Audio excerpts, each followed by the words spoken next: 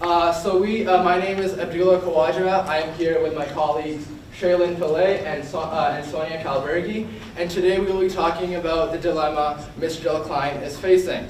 So the company we are from, we're called Campbell Gold Consulting.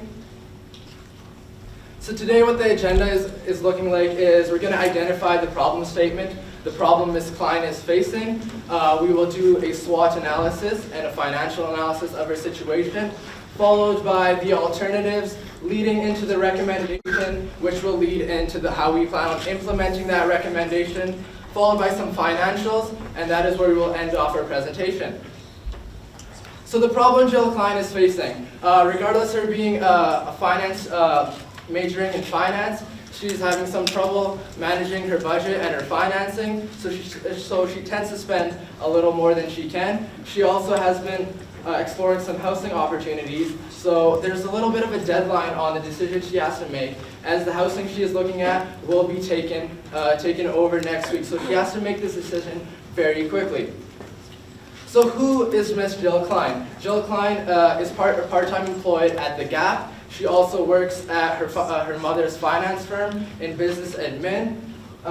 She's a student at the University of Regina, majoring in finance, and she lives at home, so she does not have too many expenditures to worry about as for rent or utilities or anything like that. We identified some weaknesses that she has. We noticed that she is in some debt, about $809. We noticed she owes money to her sister. Also, she is easily persuaded. So her friends, if they want to go out, she will be easily convinced to go out, even though she cannot afford to spend the money on food or entertainment or anything of that sort. Some opportunities we noticed.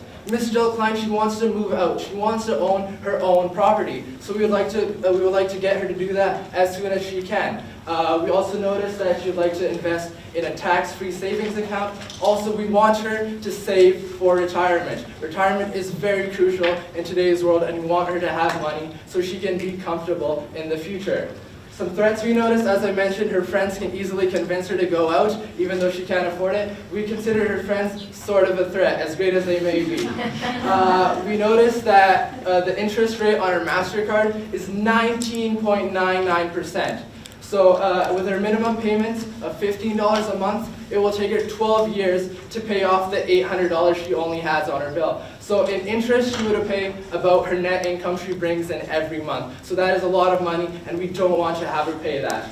Also the time constraint. As I mentioned, she has to make this decision by next week, otherwise she won't be able to move into the location she is looking at.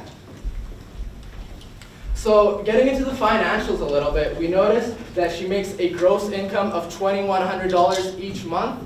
After deductions, that gets down to $1,396.50.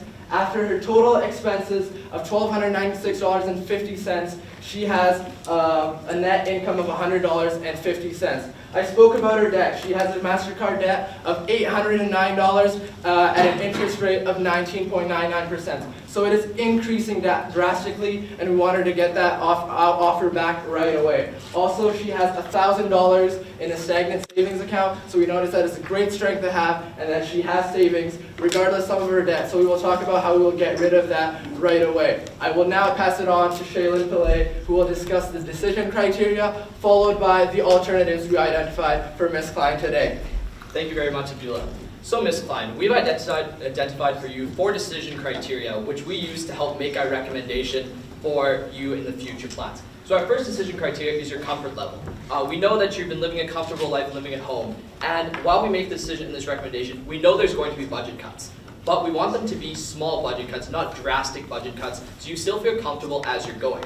We also want you to be personally satisfied. We want you to be happy with your decision. Oftentimes, people have a comfortable budget. They can go by it, they can live by it their entire lives. But they're not necessarily happy with their budget. They wish they could be spending more money on this or spending more money on that. And that's what we want you to be. We want you to be happy.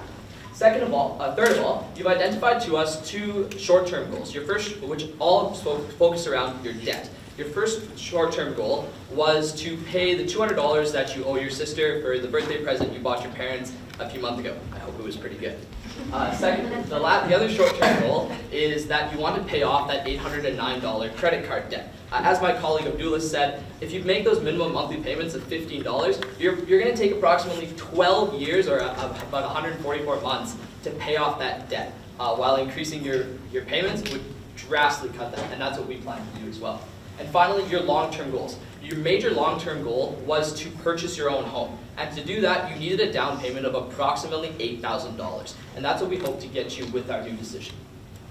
So alternative one would be the status quo. You would do what you've been doing now, you would live at home, and you would put no money in your savings account, but you'd make those minimum monthly payments. So a pro to this would be that you're living that comfortable lifestyle. You're used to the lifestyle, and you don't have to make many big changes to your life. However, there's so many cons to this opportunity. You're putting no money into your savings account right now, and that $1,000 that we think is a huge asset for you, building towards that $8,000, is going to sit there and do nothing. Secondly, you could fall into your old habits. Even though your friends may be great, they persuade you every time to spend money you don't have, and you don't want to fall into those old habits again. Thirdly, you would have that 12 years to pay off your debt, which is terrible. You don't want to do that. So what we've done is we put our decision criteria onto our slides, and we give them colors to indicate whether they are satisfied or whether they're not. So as you can see, the comfort level in the red meaning satisfied, it is satisfied, you're living that comfortable life at home and you're not making many changes. The personal satisfaction, your short-term goals, and your long-term goals, however, they're not satisfied. You're not happy because you're not moving out, you're not saving any money, and your short-term goals, your debt's still increasing, you're not paying back your sister, and you're not saving money for your home. So alternative two would be to move in with your friends. You'd be paying that $600 of rent every month plus the $200 of groceries, giving you an added expense of $800. So the purpose of this, you're moving out. This is what you wanted to do in the first place. You wanted to move out of your home within the next couple of years, and you would be living with your two best friends, Robin and Kim. Sounds like great people. However, there are many cons to this. As I mentioned, that increased expense of approximately $800. In order to do that, because your net income is only $100, Ms. Klein, you would have to cut so many things from your budget, including that over $400 you're spending on entertainment. Goodbye. The money you're spending on your clothes. Goodbye. And the money you're spending on your miscellaneous expenses. Goodbye. As well, you'd probably have to get rid of your car. You're financing your car right now for $243 a month, and that's probably going to go away just to make that $800 payment. And as we know, living in Regina, Saskatchewan, you need a car, especially in the winter months. So as you can see for our decision criteria right now, the comfort level is not satisfied. These drastic budget cuts, this isn't a comfortable budget for you. The personal satisfaction is actually a medium, because you are moving out, that's good for you, but really, you're not satisfied because of all these drastic budget cuts. And as well, you're not paying off your debt, you're making those minimum monthly payments again, your short-term goals aren't identified, and your long-term goals, saving up for that home, that's not going to happen. So, our last alternative for you would be to live on your own. Not right away, but in the next couple of years. What this would entail is making some small budget cuts in order to make a pool of money which you can now put into that no-interest savings account, as well as taking some money and putting it into a tax-free savings account over the next 2 years. While you do this, you'll be able to gather that $8,000 you need to make that down payment on your home, as well as create an RRSP for your retirement fund and a TFSA for that rainy day fund, or investing into a medium risk mutual fund if you so choose. Some cons to this, however, we know you wanted to make a decision right away, and this is a very long, lengthy process, and time may be a factor for you, but I think that the risks of going with this long-term plan outweigh the rewards, and we all do as well. As you can see with our decision criteria, it's all satisfied. You're very comfortable with this decision. Low budget cuts, you're not doing much of that. You're also very happy with this decision, Ms. Klein, because you're saving for your future goals. As they say, debt is like borrowing from your future self. And now we're getting rid of that debt, and you're making your future self even better. Your short-term goals are satisfied. We anticipate that by taking $200 out of that $1,000, you'll be paying your sister's debt very quickly, and as well, you'll paying off your credit card debt in approximately 12 months. For long-term goals, your house payment will be made, if everything goes all well, in approximately 24 months. And at the end of your undergrad degree, you'll be able to buy a new home either in the city or Saskatoon or another city here in Canada. And now I'll pass it on to Sonia, who will talk about a recommendation and how you, Ms. Klein, should implement this plan. Thank you, Shaylin. So as you can probably tell, we recommend that you Ms. Klein go with alternative number 3. It makes the most sense financially, and it satisfies your lifestyle the best. So, how we want to implement that? As Shaylin said before, we want to get your debt off of you right off your back. So first, we ask you to pay off your sister. We also want to make sure that your financial advisor, Connie, is in with the plan. We know that she's a huge influence in your financial budget and your lifestyle, so we ask you to talk to her as well as talking to your friends. We know that they are huge impacts on your life, and your life includes your financial budget. And we want to make sure that they're supportive of you and of your financial decisions. Finally, we'd ask you to start investing in a retirement fund. We want you to be satisfied for your entire life, not just for the amount you would ask us to recommend for you. As I said before, pay off your debt. That is very important.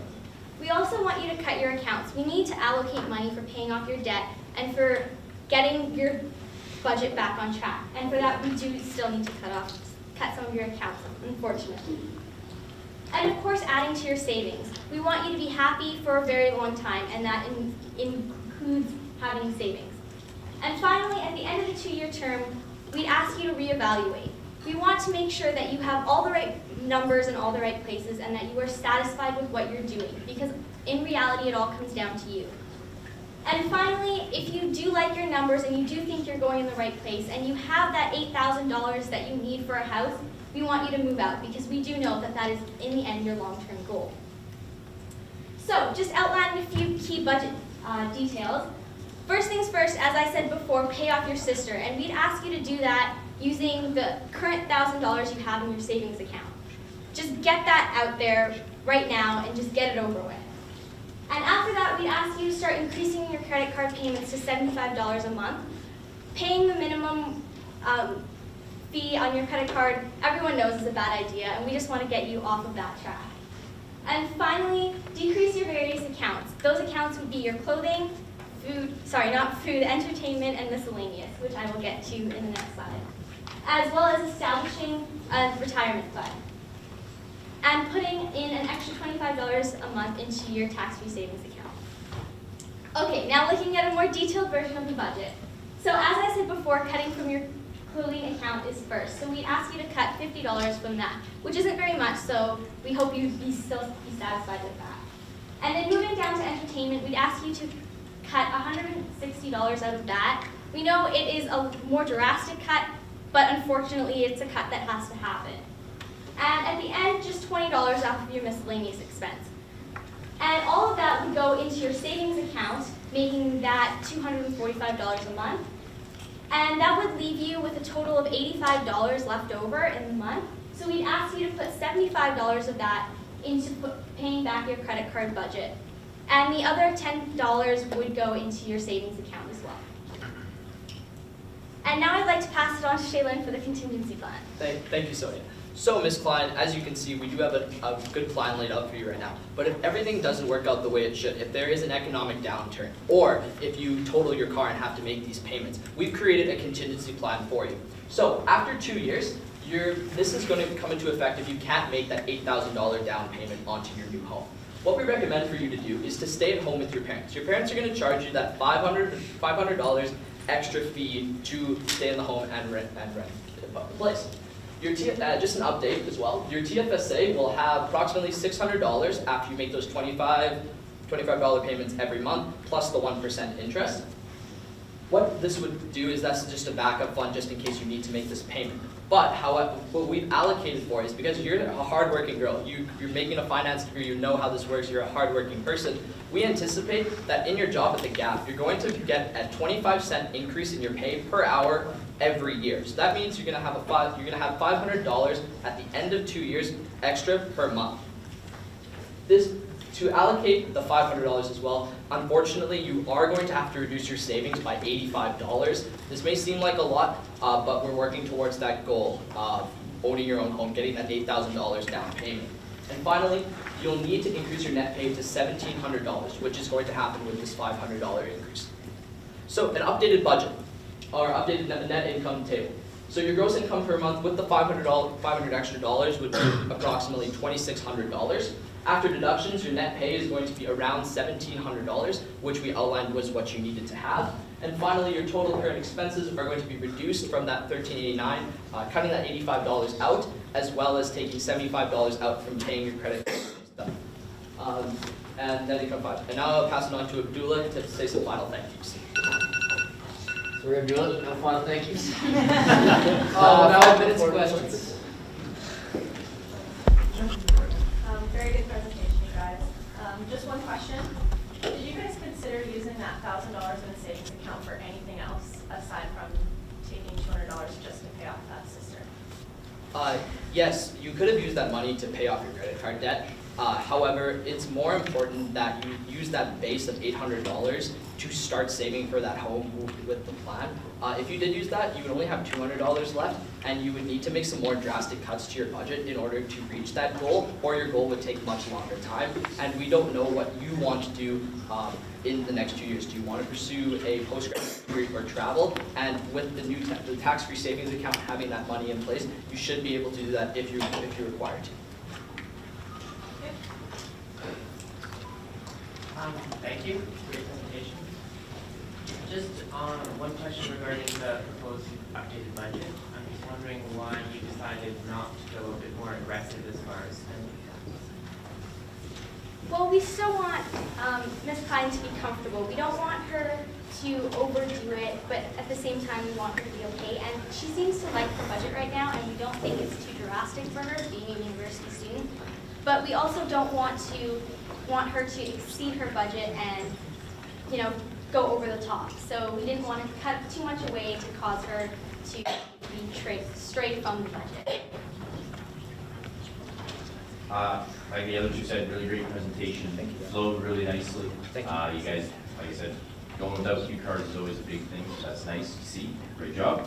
My question resides around within your implementation as far as the budget you projected for her. You gave her at the end. You said $75 would go to her TF to save, leaving her $10. Knowing her as a person, would there be any other contingencies within that plan for her to, if she were to stray from the budget? We do believe after making all these major budget cuts, she will get used to. At first, it will be a big change, but she will get used to it. And she is constantly meeting with a financial advisor, Connie, who will support her. Also, living at home, her parents are very supportive of her, and they want her to be successful. So that will also be a motivation factor to also move out and not be living with her parents anymore, and to have her own place. Yeah.